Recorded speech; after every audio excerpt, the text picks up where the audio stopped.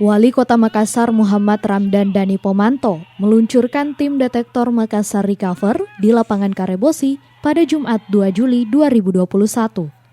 Peluncuran tim detektor sendiri mengedepankan protokol kesehatan yang ketat, baik dari pembatasan jumlah undangan hingga tenaga medis. Untuk menjaga tidak terjadi kerumunan dan mematuhi protokol kesehatan, saat peluncuran, Dhani Pomanto membatasi jumlah tim detektor dan tenaga kesehatan, serta tim dokter yang juga hadir, dan juga untuk satu RW hanya diwakili satu orang, dengan total jumlah yang hadir sekitar 1.000 orang. Untuk nakes diwakili hanya 153 nakes, sedangkan untuk dokter, perwakilannya hanya 1 orang di setiap kecamatan sekota Makassar.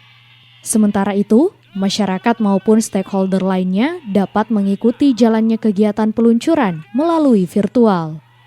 Sementara itu, sejak Maret 2021 lalu, Pemkot Makassar telah meluncurkan program Makassar Recover.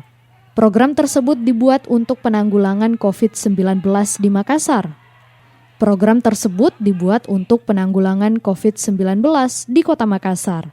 Program Makassar Recover ini akan diimplementasikan dalam 3 subprogram, yakni penguatan imunitas, adaptasi sosial, serta pemulihan ekonomi.